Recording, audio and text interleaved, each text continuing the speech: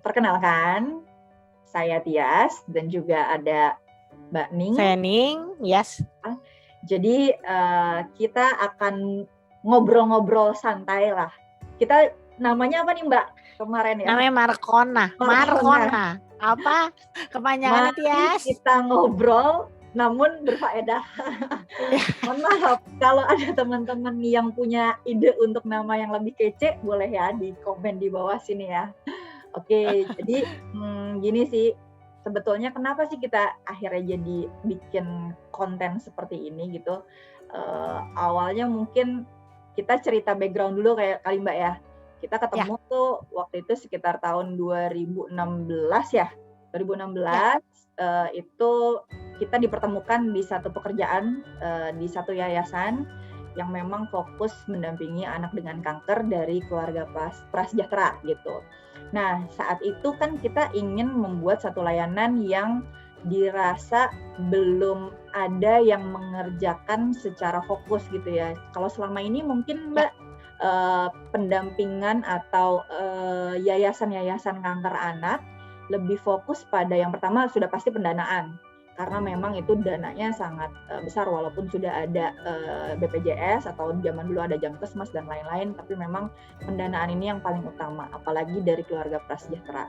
Kemudian yang paling banyak kedua adalah yang menyediakan tempat tinggal atau rumah singgah.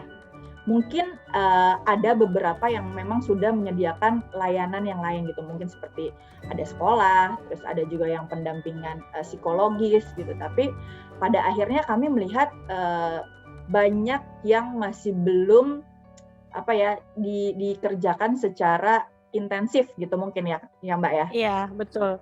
Jadi ternyata temuan menariknya adalah masalah-masalah yang dihadapi oleh keluarga-keluarga yang waktu itu fokusnya karena kita bekerja di lembaga yang fokus pada kanker anak.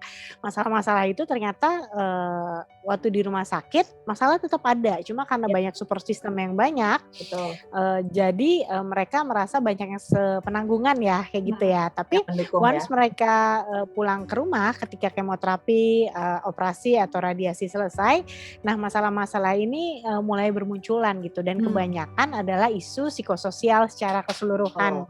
Ya Tias ya. Psikososial tuh apa aja sih ya? Jadi ya dari psikologis, kemudian secara lingkungan sosial dari sosialnya, kemudian juga dari sisi religius gitu, spiritual gitu. Jadi memang aspeknya ada macam-macam ya Mbak dari psikososial itu. Dan mungkin nanti kita bisa bahas secara terpisah ya. Untuk psikososial itu ya. Dan psikososial itu ternyata berdampak sekali untuk caregiver yang mengasuh anak-anak waktu itu ya. Cuma ternyata psikososial ini general ya, bukan hanya untuk anak-anak dengan kanker, tapi semua pelaku rawat atau semua yang mengasuh orang tua, anak-anak gitu ya.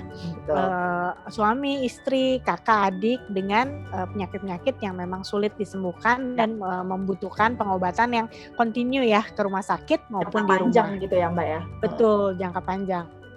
Gitu. Jadi akhirnya kita ngobrol-ngobrol nih, gimana ya Mbak kalau misalkan kita berbagi dari apa yang udah kita pelajari, walaupun mungkin ilmunya masih cetek banget lah gitu, tapi kita pengen informasi-informasi ini yang kita dapat privilege untuk mengakses informasi yang kalau di Indonesia tuh sebetulnya masih cukup jarang ya. Akhirnya kita juga mencari literatur dari luar negeri gitu ya, dari luar yang bisa kita adopsi lah boleh dibilang. Karena mungkin kita nggak bisa pure mengambil 100% karena ada perbedaan culture atau budaya atau kondisi gitu. Jadi kita mengambil apa sih yang bisa kita terapkan gitu di keluarga-keluarga anak dengan kanker. Gitu Mbak, jadi kurang lebihnya. Betul, jadi memang tapi sebenarnya untuk psikososial itu banyak aspek yang terlibat ya. Dan kita waktu itu betul. ngobrolnya itu adalah tim multidisiplin yang Betul. harus tahu bagaimana kondisi si pasien gitu ya. Ya. Sebenarnya Tias juga termasuk salah satu tim multidisiplin karena Tias dulu sekolah di kesejahteraan sosial ya. Betul. Kalau Hanya saya gitu, pekerja Mbak. sosial masyarakat. Masyarakat maksudnya nggak certified gitu ya, cuma kita mempunyai pengalaman yang sama di lembaga yang sama. Ya, Nah, ya. untuk memulai ini kayaknya kita akan membahas yang paling basic ya, paling basic dan sumbernya dari CCLG, yaitu salah satu sumber yaitu Children Cancer Leukemia Group yang ada di Inggris. Ya. Literaturnya lumayan banyak dan waktu itu kita pun selalu memakai literaturnya mereka untuk kita adaptasi untuk kepada orang tua atau caretaker atau pengasuh anak-anak dengan kanker. Gimana Li? Jadi gimana? Ya, jadi ya. Jadi kita mau tema pertama nih, kita akan bahas judulnya kalau di literaturnya itu Managing Family Life and Cancer gitu. Jadi gimana memanage atau mengelola kehidupan berkeluarga saat ada anak yang terdiagnosa kanker gitu, Mbak. Jadi perasaannya gimana ya? Mungkin pertama kita akan mencoba mencoba memberitahu based on CCLG juga di brosur itu ada salah satu surat yang nanti akan dibacakan oleh Tia. Surat itu adalah surat dari salah satu orang tua yang anaknya didiagnosa tumor otak ya. Tumor otak ya, betul. Jadi ini ada surat dari seorang ibu namanya Sharon. Saya sambil baca ya. Sharon ini punya anak namanya Owen dan saat didiagnosa itu usianya 2 tahun. Jadi gini suratnya nih setelah kita translate lah gitu karena pakai bahasa Inggris ya. Oke. Yang terhormat para orang tua, ketika Anda diberitahu bahwa anak Anda mengidap kanker, rasanya seperti akhir dari dunia atau setidaknya akhir dari kehidupan yang normal. Sebagai orang tua dari seorang anak yang didiagnosis kanker, saya tahu secara langsung betapa sulitnya untuk mencoba dan menjaga keluarga Anda dengan kondisi yang normal.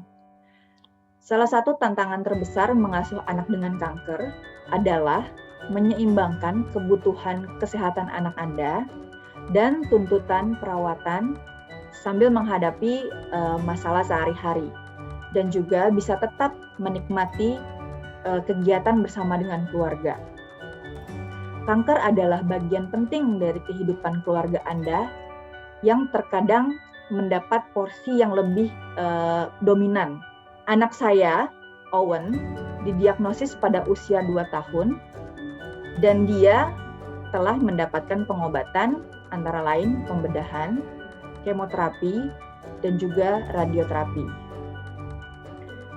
Sementara kondisi yang sangat hancur karena melihat anak saya Owen mengidap penyakit yang sangat berat dan harus menanggung seperti itu, kami mencoba yang terbaik untuk Owen.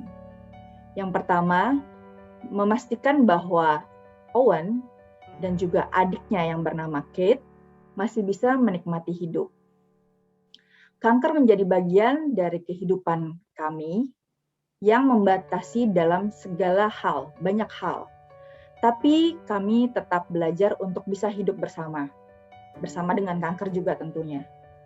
Sambil mencegah kesulitan-kesulitan atau menghadapi kesulitan yang akhirnya mempengaruhi kualitas hidup keluarga kami. Di rumah sakit kami mendapatkan banyak teman dan kami saling berbagi informasi dan juga tips tentang cara mengatasi kondisi yang dihadapi oleh anak-anak dengan kanker.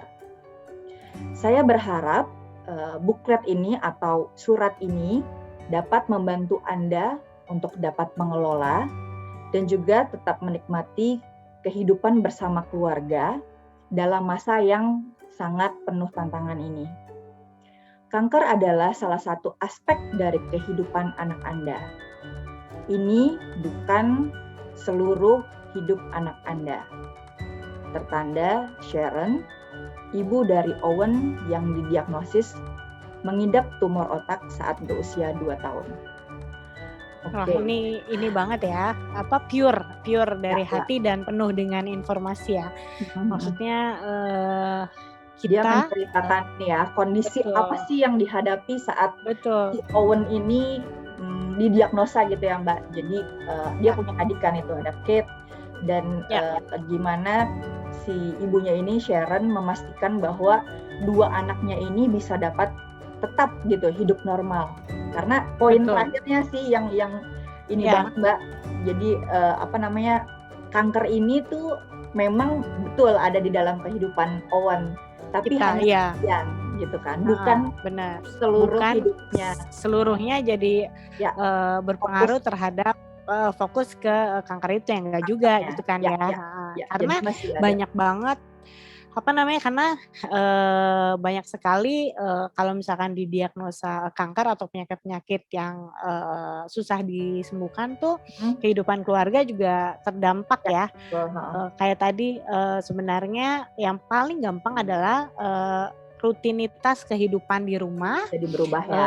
jadi berubah. Karena apa? Misalkan tadinya anak-anak atau Owen kita bilangnya ya, atau anak yang terdiagnosa kanker itu sebelumnya kan belum tahu gitu ya. Jadi tidak ada rutinitas tambahan seperti visitasi Ya, harus dokter rumah gitu ya. sakit gitu ya, heeh. Betul, harus ke rumah sakit secara berkala atau ibunya juga harus nginep di rumah sakit karena dia Betul. harus kemoterapi gitu ya, yang tadinya tidak ada di dalam keluarga tersebut gitu ya. Mungkin juga tadinya mau sekolah gitu, harusnya Ya, nganter ke sekolah, tapi jadi harus rutin ke rumah sakit, sementara ada anak yang lain gitu, itu kan pasti rutinitasnya akan sangat berubah gitu kan. betul. Itu yang paling simpel, rutinitas pasti berubah ya. Yang kedua yang paling penting adalah pola pekerjaan ya. Pola pekerjaan itu lambat laun mungkin akan berubah. Karena apa? Karena anak dengan kanker atau pasien dengan penyakit-penyakit yang sulit disembuhkan itu kan membutuhkan caregiver ya, Perhatian membutuhkan secara full ya. perhatian secara full. Bukan hanya perhatian aja, cuma bayangkan kalau misalkan memang ke rumah sakitnya intens ya. Maksudnya oke, sebulan, 2 bulan, 3 bulan atau mungkin ada korporasi atau lembaga yang mengizinkan, cuma ya lambat laun mungkin sudah ya. Maksudnya lambat laun mungkin tidak ada, mungkin yang tadinya dua-duanya bekerja, akibatnya biasanya salah satu mengundurkan diri dan fokus kepada perawatan anak atau pasien dengan penyakit yang sulit disembuhkan ya Tias. Ya, jadi kayak mungkin boleh sharing juga sih Mbak, beberapa kali tuh kita pernah mendampingi orang tua yang mungkin boleh dibilang bekerja di pabrik gitu. Ya, betul. Karena kan kita memang mendampingi dari keluarga prasejahtera ya. Jadi orang tua ini bekerja di pabrik, kemudian untuk minggu-minggu awal cuti dengan penjelasan ya, atasannya masih bisa terima tuh, anak saya terkena kanker sehingga harus didampingi, apalagi kalau misalkan anaknya tuh punya kebutuhan untuk didampingi oleh kedua orang tua, itu nggak sedikit juga Mbak yang gitu. Jadi betul. aku harus punya ada mama, aku harus ada papa gitu. Ya, karena dia nyamannya seperti itu ya. Betul. Apalagi kan ini kondisi yang tidak nyaman gitu, nggak menyenangkan buat anak ya. Jadi otomatis perlu didampingi 2 orang gitu. Nah dari minggu-minggu awal mungkin masih ya atasan ada empati juga kan ya. Jadi oke, nggak apa-apa izin gitu. Mungkin ya hak cutinya juga masih ada gitu. Tapi saat kondisi yang intens gitu, tiap minggu mungkin ada 2 hari cuti atau 3 hari cuti, bahkan seminggu gitu, bahkan sampai berbulan-bulan, itu nggak mungkin banget kantor atau perusahaan gitu bisa mengizinkan seorang karyawan untuk bebas mengambil cuti gitu ya. Itu secara umum lah gitu. Jadi memang ya kita juga paham sih nggak mungkin ada perusahaan yang seperti itu. Maka pada akhirnya kalau kondisi yang waktu itu diceritakan, orang tua itu akhirnya di PHK gitu karena memang tidak bisa mengerjakan kewajibannya di kantor gitu dengan alasan mendampinginya anaknya yang memang tidak bisa ditinggal gitu Mbak. Jadi banyak sekali sebetulnya yang seperti itu gitu ya. Ya, memang mayoritas seperti itu ya, walaupun mungkin Betul. ada beberapa yang mempunyai privilege ya, mempunyai keuntungan, korporasi atau lembaga tempat mereka bekerja tuh memberikan izin ya. Tapi memang mayoritasnya adalah yang tadi Tia sampaikan ya. Biasanya kita sampai waktu itu aku ingat waktu itu kita sampai bisa narik ya, masih narik kesimpulan gitu ya. Jadi biasanya 6 bulan sampai paling wajar adalah 2 tahun. Di atas itu jarang sekali ya, di atas itu jarang sekali perusahaan lembaga yang memberi keleluasaan segitunya kepada pekerjanya gitu ya. Oke. Dan itu akhirnya pun jadi berpengaruh Mbak ke kondisi finansial gitu. Yang tadinya itu orang betul. tuanya ada pemasukan nih walaupun masih terbatas mungkin ya. Itu akhirnya jadi apa ya, dengan kehilangan pekerjaan, kemudian tanggungan semakin banyak dengan adanya aktivitas tambahan nih untuk rumah sakit bolak-balik, kemudian ada mungkin obat yang tidak tercover oleh asuransi atau BPJS gitu. BPJS ya. Itu akhirnya menjadi kondisi yang akhirnya mempengaruhi ke kondisi finansial juga gitu Mbak. Betul, jadi memang harus ada penyesuaian lagi ya secara finansial gitu ya. Baik kalau kita ngomong secara umum di tingkat manapun ya, baru tingkat keluarga sejahtera maupun prasejahtera. Karena ada itu yang tadi poin kedua ya, karena pasti ada penyesuaian dalam pekerjaan tentang siapa yang mendampingi gitu ya. Kecuali memang ada orang lain atau caretaker atau nurse ya, biasanya babysitter atau siapa yang bisa di-hire gitu ya. Cuma mungkin itu juga pun berpengaruh terhadap penyesuaian finansial karena jadi ada tambahan lain untuk meng-hire si pelaku rawat lagi ya. Tambahan ya. Betul, pengeluaran tambahan. Lalu itu baru aspek-aspek finansial ya. Habis itu pasti ada friksi. Ya. Friksi hubungan antara dua orang tua. Hubungan antara dua orang tua masing-masing karena waktu pertama kali pasti dua-duanya overwhelm ya, kaget, stres, sedih segala macam sehingga mungkin yang keluar adalah perilaku emosional negatif ya. Gitu, perilaku emosional negatif yang akhirnya menjadi cara berkomunikasi dalam rumah gitu ya, secara tidak sengaja itu sebenarnya gitu kan. Bisa jadi maunya ngomong A, tiba-tiba yang keluar B gitu. Dan yang satu juga kondisinya kan lagi nggak stabil gitu ya Mbak, dengan permasalahan-permasalahan yang terjadi gitu. Pasti mungkin banget nggak kepikiran gitu. Orang tua pasti memberikan yang terbaik buat anaknya ya. Dengan kondisi yang boleh dibilang ekstrim perubahannya ya Mbak ya.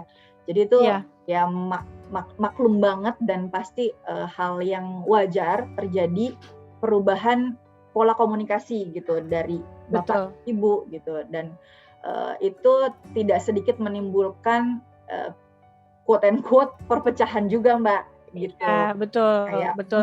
Sesuatu yang waktu itu pun kita hadapi kita juga ya kondisinya ya. Kita hadapi kondisinya gitu ya.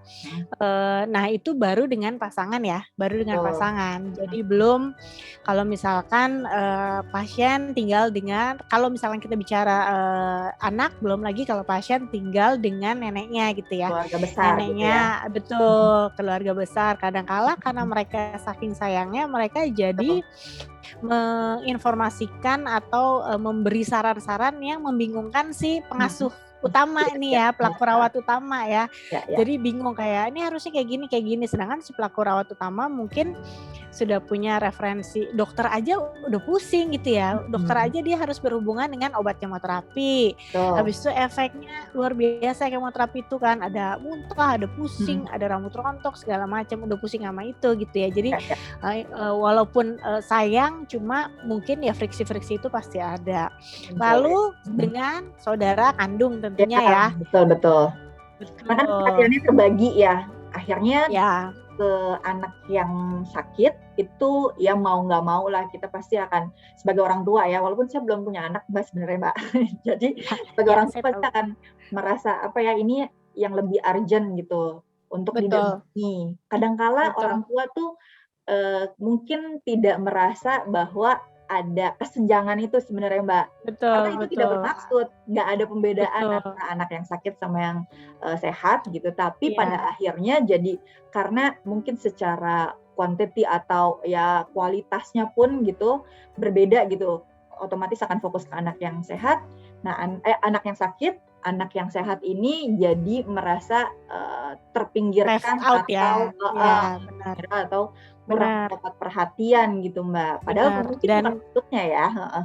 bukan maksudnya, dan kadang kala ya itu karena orang tua overwhelmed dengan Ya. diagnosa tadi, habis diagnosa harus pengobatan, harus tuh ya, dan pengobatan yang intens. Jadi kadang kala orang tua lupa untuk berkomunikasi ya, mengkomunikasikan Betul. tentang keadaan si kakak atau si adik atau si pasien dengan orang-orang yang ada di rumah gitu ya. Jadi ada miskomunikasi nih gitu ya, karena mungkin ya itu yang tadi kita sampaikan ya, satu sama lain sebenarnya memendam rasa sedih, rasa marah, Betul. rasa kecewa gitu ya, tapi tidak dikomunikasikan gitu ya. Jadi memang akhirnya kita mengingatkan kalau komunikasi ini penting ya. Komunikasi ini penting. Betul. Dan memberitahu, jadi tidak karena kadang juga kita menemukan kalau ada yang sakitnya disembunyikan ya, sehingga adiknya atau siapapun di rumah nggak tahu kenapa sih kok dia perhatian lebih kalau ke rumah sakit terus, aku juga bisa ke rumah sakit terus gitu ya, karena tidak ada komunikasi tersebut sebenarnya. Jadi akhirnya ya itu merasa perasaan yang tidak nyaman, dan kadangkala tuh adik atau kakaknya tuh memendam sendiri gitu Mbak. Jadi makin menyendiri, mungkin kalau misalkan dia sekolah prestasinya jadi mulai menurun. Hal seperti itu yang akhirnya berdampak. Kita tuh waktu itu pernah ada satu anak itu memang sudah SMA ya. Jadi ada adiknya yang masih SMP gitu. Merasa kok apa-apa yang dikasih tuh si abang nih gitu. Kok aku nggak pernah ya dapat hadiah, aku nggak pernah dibeli baju gitu. Itu akhirnya hal-hal itu muncul setelah kita yang tadi di awal kita sampaikan Mbak. Jadi kita kan bukan hanya mendampingi anaknya nih, kita juga membuka komunikasi kepada orang tua gitu, juga membuka komunikasi kepada saudara kandungnya. Nah dari situ kita ternyata dapat info yang sangat, oh ternyata adiknya tuh bisa merasa hal yang seperti itu gitu. Itu juga hal yang baru kita ketahui gitu ya. Ternyata ya di literatur ini juga tertulis gitu. Itu yang sangat mungkin terjadi gitu ya. Betul, pengaruh udah gitu kita juga kalau misalkan di rumah tidak ada yang membantu pun ya, kita juga orang tua pun akhirnya harus memikirkan kalau misalkan dia nemenin anaknya gitu ya, siapa yang akan menjaga siblingsnya di rumah ya, saudara kandungnya di rumah. Tapi kalau dalam kultur sini, alhamdulillahnya ya, kultur Indonesia adalah kita bertetangga pun seperti saudara kan ya. Jadi insya Allah kadang-kala insya Allah seperti saudara, mudah-mudahan. Tapi jadi bisa ada support sistemnya. Tapi ya itu betul, support sistemnya itu mau nggak mau harus kita komunikasikan juga ya, komunikasikan juga kenapa harus gini harus gitu. Jadi jangan sampai di akhir mereka iya aja dan merasa kerepotan ya, kayak gitu sebenarnya. Terus orang tua juga saking overwhelmnya kadang-kadang kita juga harus ngingetin ya, mereka juga harus harus fokus terhadap unit keluarga tersebut. Jadi nggak cuma ke anaknya doang gitu ya, karena kan kalau ke anaknya doang tapi itu udah capek banget kan Tias ya, maksudnya kebayang sih. Iya, kebayang nungguin di rumah sakit, antrian panjang anaknya gitu ya. sakit, antrian panjang, belum anaknya pasti rewel karena lagi sakit gitu ya. Ibu-ibu pasti relate banget ya, anaknya pusing aja, flu aja, rewelnya luar biasa gitu kan ya. Gimana anak-anak yang mengalami kemoterapi, operasi ataupun radiasi gitu ya. Jadi banyak banget, dan kadang kala pelaku rawat nih yang biasanya ayah atau ibunya atau neneknya gitu ya, atau anaknya mungkin bagi pasien-pasien dewasa itu nggak ngeh nih dengan hal-hal Ya, seperti ini ya, gitu ya. ya. Jadi kita harap dengan aware di depan, mereka jadi tahu ya, mereka jadi bisa memberikan prioritas apa sih sebenarnya yang harus dikelola. Karena kadang-kala kayak gini tuh taunya pas sambil jalan, pas Betul. kepentok berantem baru, oh iya ya, aku kan harus mikirin itu gitu Ya, ya. dan bukan hanya ke anak yang lain aja ya Mbak, maksudnya ke Betul, suami atau istrinya juga gitu, betul. seperti yang tadi dibilang satu unit keluarga secara utuh gitu. Jadi Iya, walaupun mungkin pasti kita kan ngomong nih gampang nih ya, tapi iya dalam benar, eksekusi akan berat banget gitu. Tapi benar, setidaknya benar. komunikasi yang pertama itu harus Ya, clear gitu, harus jelas dan harus bisa dikomunikasikan dalam kondisi yang apa ya, stabil gitu loh, maksudnya apa ya, bisa kondusif lah ya. ya ya, Jadi ngobrolnya kondusif gitu karena dan mengatasi hal-hal yang tadi disebutkan tuh ya yang banyak banget berpengaruh terhadap anak yang lain, berpengaruh terhadap hubungan dengan suami gitu ya, berpengaruh terhadap pola pekerjaan, finansial gitu ya. Jadi sebenarnya selain dari denial yang mungkin pasti keseluruhan pasti ada pasti gitu terjadi. ya. Ya, Intinya adalah mengakui ya tadi kayak kata ibunya Owen ya, mengakui ya, bahwa kanker itu memang bagian dari hidup kehidupan. kehidupan. Ya Walaupun udah masuk lah. walaupun Betul. porsinya tidak seluruhnya ya. Betul. Oke, Betul, benar dan menerima bahwa akan ada perubahan dan betul. penyesuaian gitu ya. Nah, kita sih berharapnya ini sebenarnya temuan-temuan ini kan kita penemuan lapangan ya, penemuan Ya, lapangan. hasil Penemuan lapangan jadi pengalaman juga ya. betul. Betul ya diharapkan yang tadi beberapa tuh memang sudah kepikir gitu ya. Karena kadang-kala kalau kita sudah kepikir apa di depan kita jadi punya tindakan preventif ya. Ada mungkin strategi atau apa ya, ya strategi mungkin ya Mbak, plan gitu, rencana Betul, apa yang kira-kira akan dihadapi ke depan gitu. Walaupun ya betul, pasti ya setiap rencana juga nggak mungkin semuanya bisa berhasil gitu, karena mungkin ada aspek atau faktor-faktor lain gitu saat di tengah jalan gitu ya. Tapi setidaknya betul, kita sudah punya gambaran lah gitu ya Mbak. betul. Benar dan yang lain adalah yang kita temukan di lapangan sebenarnya jangan takut untuk bertanya ya. Ya betul. Jangan takut untuk bertanya ke support system atau Apapun, tetangga apapun gitu ya untuk mendapatkan dukungan gitu. Betul. Karena kalau ini dikaitkan dengan kultur nih orang kita tuh ya kebanyakan gak enakan. Padahal lelahnya udah masya Allah keubun-ubun gitu ya. Udah masya Allah kalau bisa pengsan gitu kan. Dan mungkin satu juga sih Mbak, kayak ini mungkin jelek ya, kayak merasa lu nggak ngelihat gue secapek apa kok lu nggak nawarin bantuan sih, lah kan kita nggak bisa baca pikiran ya. Tahu iya mencenayang. Jadi ya udah dikeluarin aja gitu, diomongin gitu kondisinya apa, pun meminta tolong memang ya hal yang wajar juga gitu saat kita memang sudah tidak bisa menghadapi masalah tersebut sendirian gitu ya. Jadi ya udah tadi mintain tolong aja gitu. Walaupun nanti ya tanggapannya gimana ya udah yang penting kita minta tolong gitu. Kita mengungkapkan gitu ya. Kita mengungkapkan kalau kita memang butuh. Jadi terimalah pertolongan dari teman-teman atau saudara atau siapapun yang ingin menolong gitu ya. Terima aja, nggak usah nggak enakan, nggak usah gengsian karena pasti gitu ya, pasti itu dibutuhkan karena ini adalah pengobatan jangka panjang yang bukannya senang-senang nih tapi lelah gitu ya, lelah bukan hanya fisik cuma ya mental juga lelah ya. Terus abis itu ya itu tadi kita udah ngomong ya informasi-informasi yang datang tuh pasti banyak banget ya, banyak banget. Tiba-tiba. Benar banyak banget dan dukun ini minum ini gitu kan. Itu penyakit-penyakit rebus biasa, ini gitu ya. Itu banyak banget pasti akan terjadi gitu. Pasti benar banyak banget. Balik lagi ya, sebenarnya caretaker atau pelaku rawat utama ini yang harus bisa nih kalau misalkan informasi udah iyain aja, cuma nantinya dipikirkan filter memfilter atau dipikirkan ketika tidak dalam keadaan emosional. Betul. Ya. Betul. Boleh kalau dalam simpelnya ini kali Mbak, mungkin dicatat lah. Kayak misal ada informasi apa nih?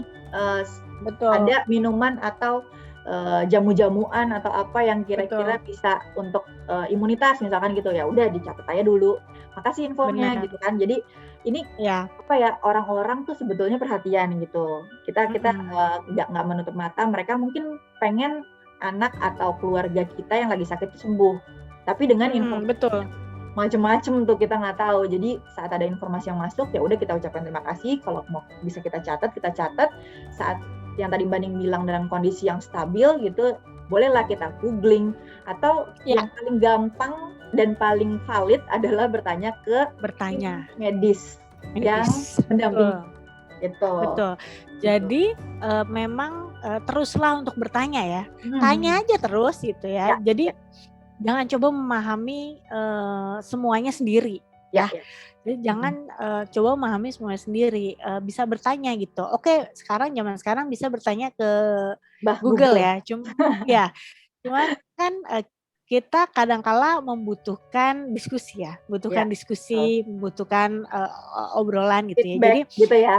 betul, Feedback. feedback. Jadi jangan takut untuk terus bertanya dan mendengarkan satu sama lain ya. Betul. Nanya gitu, tapi juga didengerin gitu ya. Siapa tahu orang-orang yang kita tanya itu mempunyai tips-tips yang bisa nantinya, walaupun saat itu mungkin emosional atau lagi capek nggak bisa kita lakuin, nantinya bisa kita lakuin gitu ya. Tapi yang perlu di-highlight adalah yang tadi Mbak, tim medis yang Betul. mendampingi anak tersebut gitu. Betul. Kadang-kala kan ada juga tuh yang menyerap informasi dari tim medis, tapi bukan yang mendampingi anaknya. Ya, jadi nggak tahu ceritanya ya.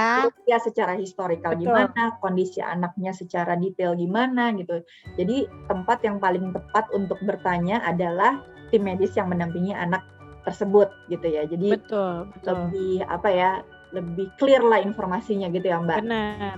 Oke. Jadi bisa ke dokter utama, bisa ke tante suster tuh yang misalkan mendampingi terus-menerus gitu kan gitu ya. Betul. Gitu. Jadi ya pokoknya intinya teruslah bertanya ya. Teruslah bertanya lalu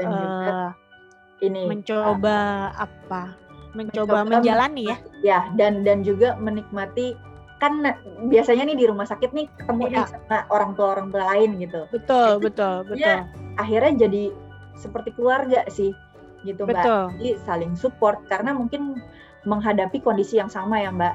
Jadi secara boleh dibilang mungkin yang selama ini dipakai sih istilahnya senasib sepenanggungan gitu. Ya, betul. Jadi merasa wah anaknya juga sakit nih, kondisinya seperti anak gue nih misalkan gitu. Oh dia udah duluan, mungkin setahun duluan gitu. Jadi apa sih yang bisa didapat informasinya gitu, pelajaran apa yang bisa didapat. Nah itu akhirnya ya menikmati, quote and quote ya, menikmati kondisi dalam kehidupan yang baru itu dengan keluarga yang baru, ada nambah keluarga dari tim medis, nambah keluarga dari pasien-pasien lain gitu. Kayak gitu sih. Oke. Terus biasanya kalau kayak gitu banyaknya keluarga dan banyaknya tim medis, kita kayaknya tidak semuanya mempunyai, kan kalau kita ngobrol kadang-kala tidak semuanya mempunyai satu frekuensi yang sama ya. Benar. Iya. Beda-beda karakter kayak lah gitu tuh ya. Betul, beda karakter ya. Jadi ngomongnya kurang sefrekuensi nih gitu ya. Jadi kadang-kala memang dibutuhkan satu orang yang mendampingi pelaku rawat utama yang tentunya sefrekuensi untuk menemani pendampingi mungkin istilahnya apa, best friend lah. Best friend lah, BFF ya, BFF, best friend forever. Jadi satu orang yang memang tempat mencurahkan unek-unek gitu, dan dia bisa jadi satu supporter yang number one supporter lah gitu ya Mbak ya. Ini mungkin juga akan sulit gampang gitu Mbak, mungkin Mbak. Betul. Betul, akan sulit. Tapi ini juga kita punya temuan ya. Jadi kalau anak didiagnosa tuh ya pertama kali banyak temennya yang nemenin ya. Banyak tuh ya. Selama 3 bulan pertama tuh banyak. Namun 3 bulan setelahnya itu udah pada hilang-hilang. Iya, satu persatu hilang-hilang gitu ya. Makanya waktu itu kita ada di posisi itu ya. Kita akhirnya mengambil alih posisi menemani quotes itu, menemani pelaku rawat utama gitu ya. Nah, Ya.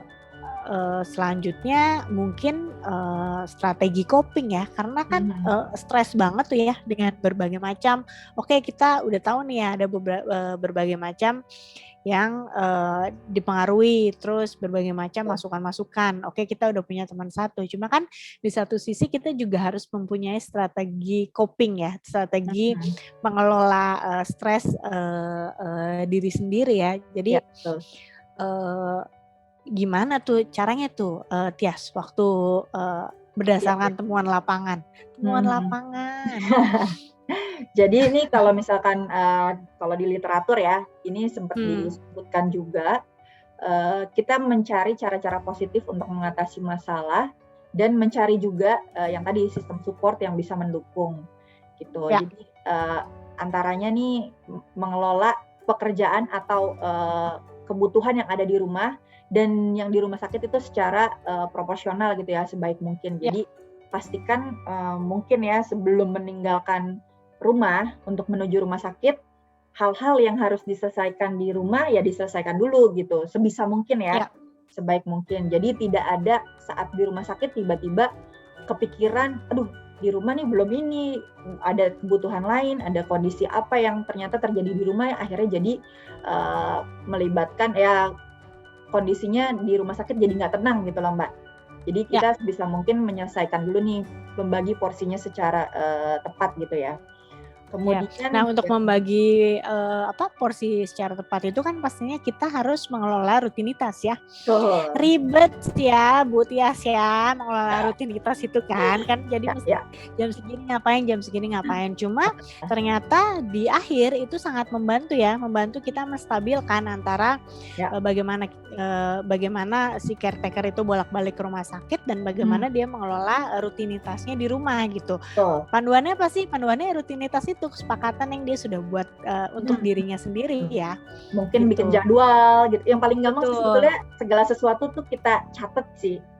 Kalau betul. bisa di-print atau Dan ditulis ditempel, gede-gede, ditempel gitu. Iya, jadi betul. Jadi, bukan hanya untuk si pembuat, ya namun betul, iya, orang-orang di rumah yang di pun, rumah juga tahu, care ya, mhm, juga tahu, oh ternyata, mama atau papa jam segini nggak jam ada, oh ternyata 9 di rumah heeh, sakit, ya. iya, Atau, oh mama betul, papa nggak ada, ternyata, lagi ngantri di apotek gitu ya, kayak gitu. betul, Karena kan heeh heeh, kita juga banyak temukan obat kanker itu kan nggak hanya di rumah sakit, jadi mesti kemana tiap kemana kemana wakit gitu ya, ya. cari Betul, Jadi, apa ya, ya itu sih salah satu tips mungkin ya yang bisa mempermudah dan bisa dicoba juga iya, dan nggak betul. membutuhkan alat yang, mahal atau alat yang ribet gitu ya. Jadi catatan aja lah, tempel-tempel dan di tempat yang gampang terlihat gitu, Mbak. Yang Iya, paling penting semuanya untuk ngelihat, bener. ya gitu, oke. Kalau perlu di pintu masuk ya. Ya ya, atau pinjam, papan pengumuman di masjid gitu, itu kejauhan ya. Gak ngapa. Oke, Iya, oke. Nah terus, oke. Terus poin penting juga sih Mbak, ini soal tetap menjalankan hobi gitu. ya, betul Tetap betul. apa ya, kan kita butuh, me time istilahnya ya kalau Betul misalkan, betul. sekarang nih lagi yang sering digunakan tuh me time atau self care gitu. Jadi Ya, dalam kondisi apapun jangan, apa ya, sebisa mungkin kita mencari apa nih yang kita senengin gitu. Entah betul. hobi kah, entah mungkin ada kegiatan yang kita, sukai gitu. Itu jangan sampai terlepas dan juga kayak komunikasi sama teman-teman yang ada di luar rumah sakit nih, istilahnya kita nggak berkutat hanya di pengobatan dan Betul, jadi di-maintain ya, tetap betul, aktif lah ibaratnya gitu ya, ah, tetap aktif untuk, untuk mencari tahu, betul, mungkin waktunya tidak sebanyak dulu gitu ya kan ya, ya. mhm mhm, Cuma mengetahui hal-hal di luar rutinitas rutinitas rumah sakit rumah itu sangat ya ya menyenangkan gitu ya. ya. Mungkin kalau Temuan ibu-ibu tuh lapangan. ya teman lapangan, kayak ibu-ibu tuh sesimpel misal ikut pengajian Ya, gitu. betul. Itu kan banyak nih kalau di kompleks atau di lingkungan rumahnya di RT gitu, itu kan suka Ya, ada, pengajian kayak gitu-gitu. Nah itu sebisa mungkin ya saran dari kami juga kayaknya jangan kalau misalkan jadwalnya cocok ya, jangan mhm, ditinggalkan tuh karena tetap betul. butuh tuh ngobrol sama Bener, arisan teman-teman, RT kan ya. heeh, Ar gitu. Kayak gitu-gitu tuh bener. tetap, apa ya, jadi hidup lebih apa ya, lebih beragam dan lebih berwarna mungkin ya. Mungkin bisa dibilang ini nggak sih Mbak, jadi kayak ada uh, pelarian atau escape sejenak gitu ya. Ya, Dari benar. rumah Dari rutinitas yang gitu-gitu aja, rumah sakit, rumah sakit, rumah. Mending rumah sakit rumahnya sesuatu yang tidak menimbulkan stres gitu kan, tapi itu juga stres ya. Terus kalau misalkan pelaku rawat utama atau caretaker atau pengasuh gitu ya, harusnya take control ya. Maksudnya menjadi kontrol utama, karena kadang-kala menjadi pasif dan disuruh-suruh terus gitu ya. Dan orang-orang kayak kamu kesini deh, kamu kesini. Jadi kita kayak nggak punya kontrol ya. Padahal mengontrol rutinitas dan masalah kita itu juga merupakan sesuatu yang menyenangkan ya. Maksudnya jadi nggak berasa disuruh-suruh kan kesel ya. Udah kita ini yang kan keputusan sendiri gitu ya. Jadi merasa ya udah gue ambil keputusan ini dan bertanggung jawab konsekuensinya ini betul, bertanggung jawab penuh, benar. Terus ya itu tadi connect with people juga harus ya, arisan segala macam. Terus kalau bisa apa namanya, mencoba berpikir positif ya. Betul. Bisa nggak tuh ya kira-kira? agak sulit apa yang mau dipositifin, orang anak sakit gitu, terus misalkan kondisi yang apa nggak sesuai harapan gitu ya. Tapi mungkin ini butuh waktu sih Mbak ya, dan butuh apa ya, kalau memang dibutuhkan yang ahli gitu, itu bisa juga mencari pihak-pihak yang bisa mendampingi secara ahli gitu ya. Iya betul. Dan nanti mungkin kita akan refer ke salah satu komunitas ya. Cuma memang temuannya adalah komunitas pasien kanker anak tuh agak jarang ya, jarang sekali ya. Ada tapi memang nggak banyak gitu ya sebetulnya. Ya ada tapi memang tidak banyak dan biasanya berafiliasi ke beberapa lembaga ya. Satu lembaga atau beberapa lembaga. Gitu.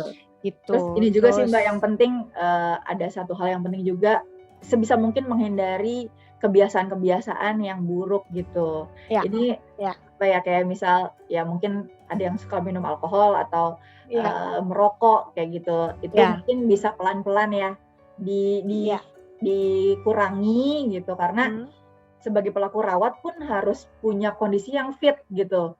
Betul. Kalau misalkan harus menjaga diri ya. Betul, menjaga diri. Jadi kalau misalkan ya kondisinya juga nggak stabil gitu dari para pelaku rawatnya, juga gimana bisa mendampingi para keluarga gitu atau pasien yang butuh perhatian ekstra gitu sih Mbak. Betul. Dan yang paling penting nih, kalau menurut aku yang paling penting adalah jangan stres kepada hal-hal yang nggak bisa kita kontrol.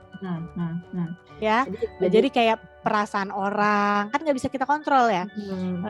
Terus omongan orang itu nggak bisa kita kontrol gitu. Jadi biarin aja. Yang bisa kita kontrol adalah bagaimana kita menghadapi situasi ini dengan sebaik mungkin. Stres ya wajar, maksudnya nggak stres gitu ya. Cuma hal-hal yang nggak bisa kita kontrol kayak omongan orang, bagaimana pendapat orang tentang pasien gitu ya, bagaimana pendapat orang tentang bagaimana kita merawat pasien, bagaimana pendapat orang tentang apa yang harus dilakukan kepada pasien, apa yang harus ditindakan gitu ya.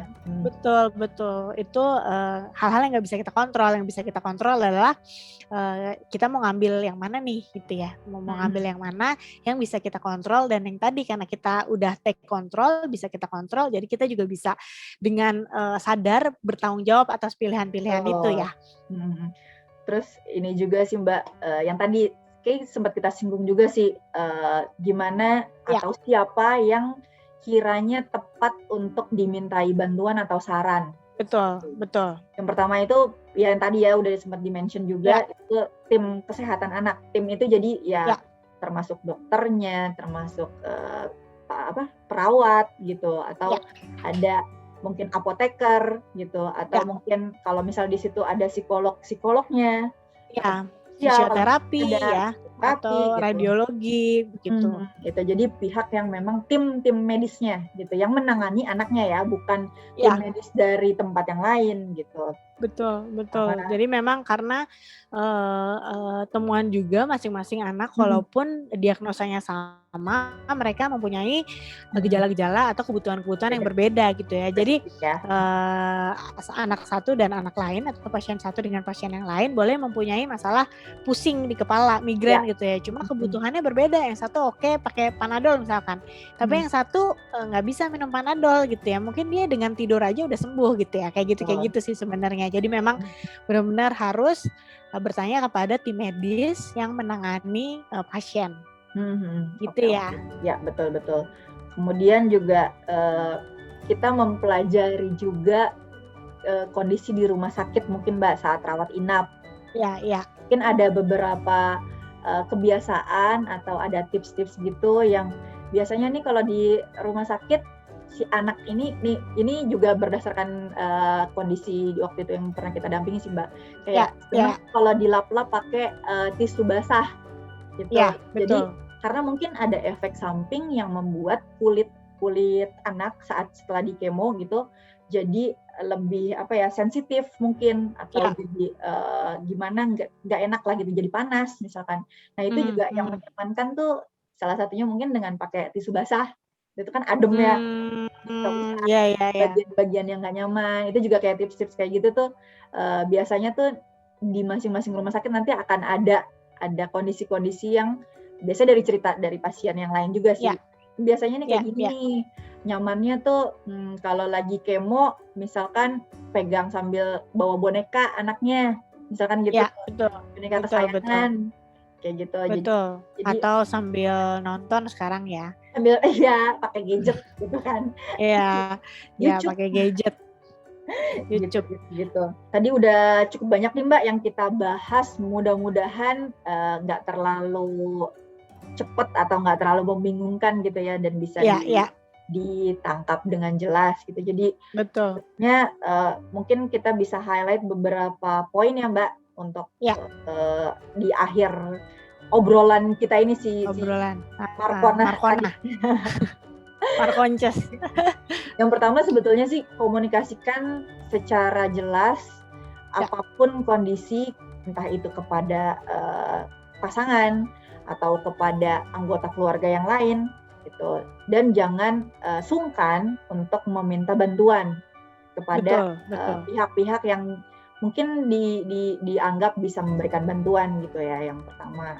Kemudian poin highlight yang kedua adalah jangan mencari, saran atau informasi dari pihak-pihak yang belum, dapat secara jelas gitu dipertanggungjawabkan.